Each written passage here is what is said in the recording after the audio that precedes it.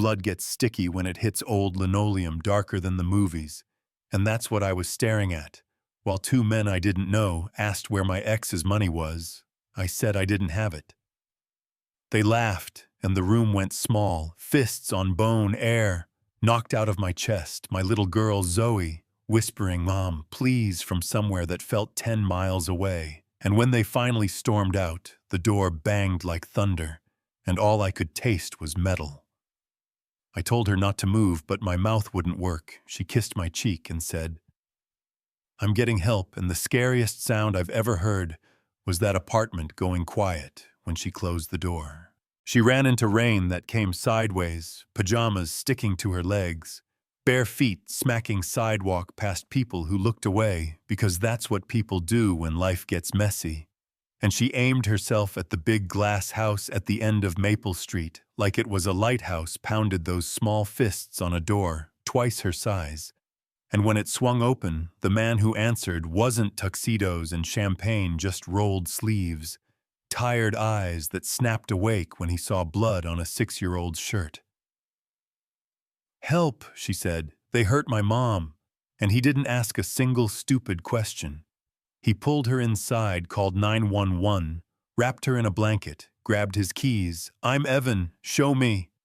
And she pointed through the storm like a little captain. He drove like the world was burning, and my life was the water up a stairwell that smelled like cigarettes and bleach into a room where he knelt in a puddle of my night and said, "Ma'am, stay with me," 2 fingers on my neck, jacket under my head, sirens rising outside like a promise.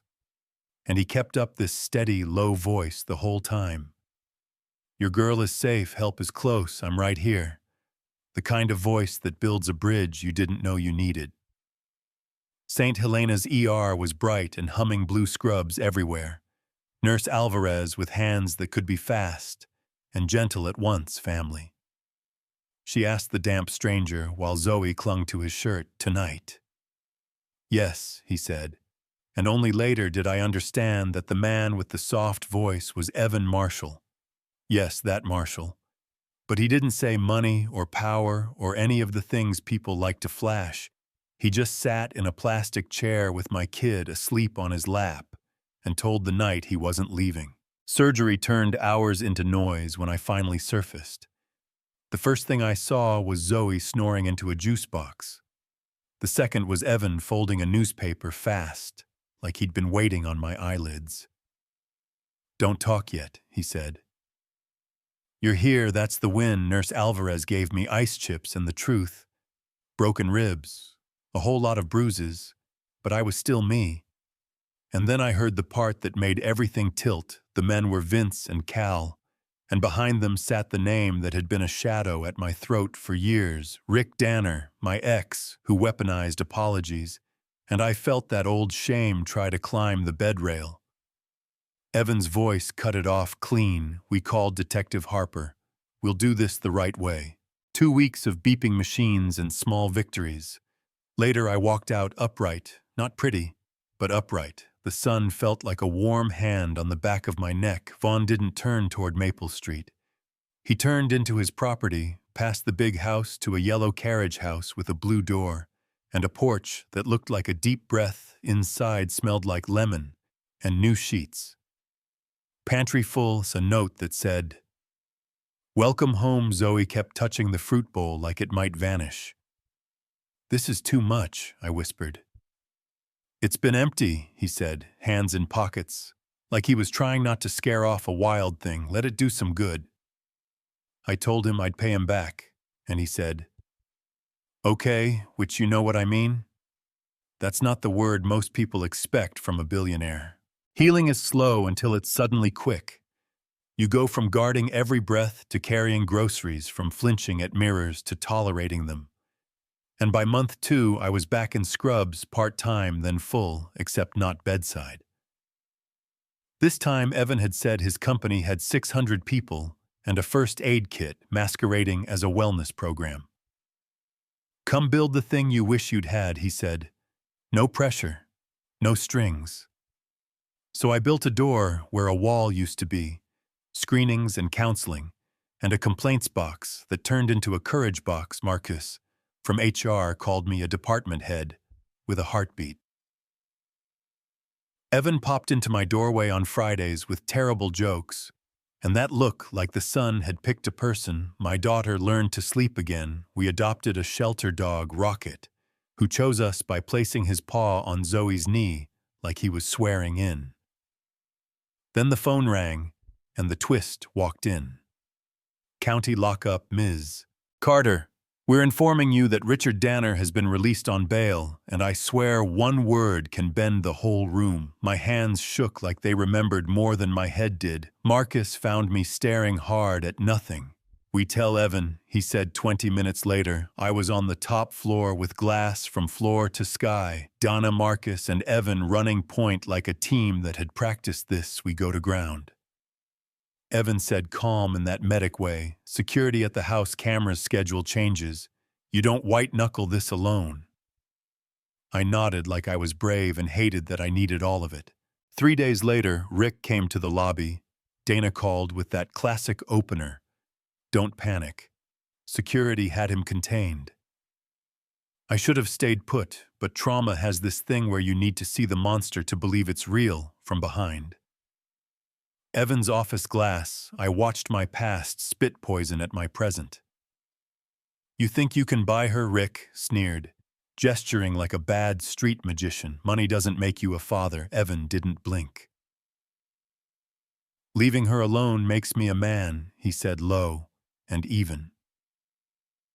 Rick looked up, found me behind the glass. Smiled that wolf smile that used to freeze me, mouthed. Not over, and security walked him out while his dignity tried to keep up. I folded into a chair. Evan gathered me like I was both steel and glass. He's going to keep trying, I said. Then we keep being ready, he answered. Not macho, just math. Detective Harper is a storm you want on your side. She stacked facts until the case had its own spine. Rick did her a favor and violated bail through a third party. Yeah, that happened. Cuffs fit better the second time. The prosecutor asked me to testify, so I practiced saying ugly truths out loud without apologizing for them. Evan sat through those practice runs and told me the thing I didn't know I needed. What he did is not part of your character, and I pinned that sentence inside my ribcage. Courtrooms smell like old wood and flickering budgets. Rick looked smaller than his threats. His lawyer tried to turn my life into a grift. Did you benefit financially from your association with Mr. Marshall, he asked like he'd found the smoking gun. I told the truth with my spine straight. Yes, Evan helped me when I needed it. No. He never asked for anything in return. Yes. I work, pay taxes, and run a program that keeps his people out of emergency rooms. No. Love doesn't erase a criminal record. Vince and Cal folded on the stand like wet cardboard. The jury didn't take long, guilty on conspiracy, assault, intimidation, and I learned a verdict isn't fireworks. It's a long exhale that finally chooses you. After Evan asked me to walk the property at sunset, the sky doing that watercolor thing, he handed me an envelope. Inside was the deed to the blue door, my name where fear used to live. No strings, he said, steady eyes. If you leave me tomorrow, you still have a home. I never want you trapped again, and I learned something about money that night. It isn't clean or dirty, it's loud, and how you use it decides the song. I started to argue, then realized the strongest thing I could do was accept safety without debt. I hugged him like he'd moved a mountain and made it look like gardening. He didn't propose that night. He did it in our kitchen months later with flour on his sleeves and music low, Rocket snoozing at our feet. We did slow, right, he said. I want the rest of my slow with you. The ring was simple, my yes was not, Zoe screamed, then asked if the dog could be ring bearer for the record. He wore a bow tie like he'd been waiting his whole life. We kept the wedding small. Marcus cried and denied it. Dana danced like she was on the payroll for joy. Nurse Alvarez hugged me like a second mother. Detective Harper toasted to the door. Zoe knocked on, after vows that sounded like fridge-posted promises. Evan knelt to Zoe and handed her another envelope. Adoption papers, legal and done, she said. Dad out loud like she was checking how it felt, and then said it again because it fit. And if you think that's the end, I get it. But life doesn't do clean credits, it does, Tuesdays. And ours look like lunches packed and school pickups and a foundation. We started called the Doorway Fund, because when a kid bangs on a door at midnight, it shouldn't matter who lives behind it. It should open. People online argued. Some called me a gold digger because poor women apparently aren't allowed to accept help without intent. Some called Evan a savior, like kindness only counts with a cape. Some said he used influence to hurry a system that crawls. And you know what he did, because the system is slow when you're safe and slower when you're not. At our first big town hall, a guy asked if it was appropriate for the CEO to house an employee. The room went quiet. In that sharp way, before Evan could answer. I did. Appropriate is the word we hide behind when we're scared to say right or wrong. A man opened a door when a child knocked. If you're hunting for a scandal in that, maybe look harder at the world that made the knock necessary. Last week there was a soft knock on our own blue door, not midnight, not rain, just that tentative triple tap of a kid who isn't sure he's allowed to ask. Zoe froze, then smiled and ran to open it. A neighbor boy stood there with a broken bike chain and a brave face. We fixed it with grease and laughter, nothing viral, nothing epic. And he rode away looking back 3 times to wave, and I thought, maybe the point was never the ring or the verdict or the deed, maybe the point was the door. If you were me, would you have taken the keys with no strings, or said no on principle, and slept with one eye open for pride? Is this power used right, or power used loud? Did justice work, or did money make it move? How many knocks get ignored because we teach people not to get involved? Tell me in the comments where you stand, what you've seen on your block, what you'd do at your door at 11 p.m. And if a door ever saved you, or if you ever opened one, say that too, it matters.